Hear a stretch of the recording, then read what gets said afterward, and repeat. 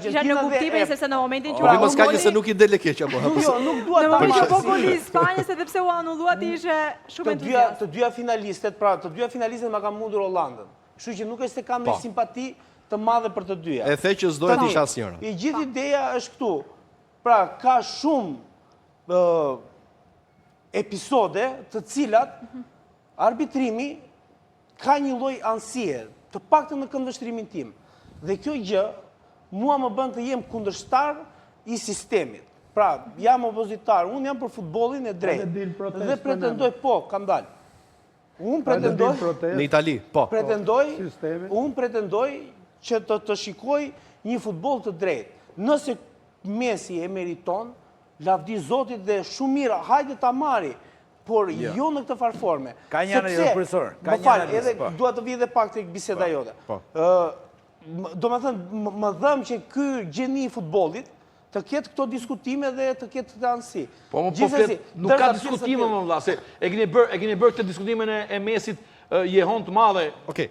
Nuk mendoj që sepse po I veni I barë Mesit, nuk ka pse të marrë barë Mesit kur ka arrit në finale, mendoj me plot merit, me plot bindje, e ka marrë ekipin e Argjentinës përdore dhe duke qenë në finale. Tani, finale mu ta fitoj edhe Spanja, po dakor, e shikon ndryshe se nuk je tifoz me futbollin e bukur. E shpërndaj pak debatin, Ermal. Po ti je tifoz me futbollin e bukur, do thua që Messi e mori ekipin, atë ekip që ka ndërtuar, me atë lojtar fort, me lojtar grupi, e mori e çoi Argjentinën në finale.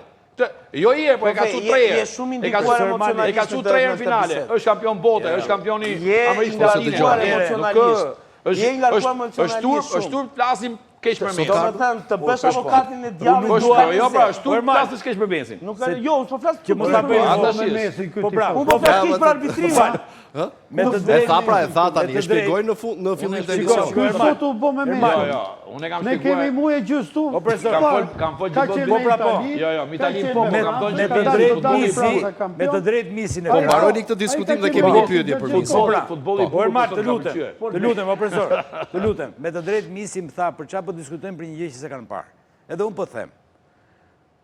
Një gjë që se kemi parë, nuk mund ta bësh me kaq fanatizëm a bëri fall apo jo. Ajo që duhet dhënë dhe duhet kuptuar, nëse ka një rregull për një veprim në fushë, për një ndërhyrje, nuk ka të bëjë a bëhet gol apo s'bëhet gol.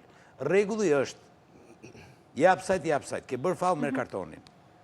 Tema e bisedimit në ato që tha me drejt profesor Beni, mjeshtri i madh Sorra, që thotë zhurma që po bëhet për arbitrimin, po e jep indikacione e saj dhe në ndeshjen finale.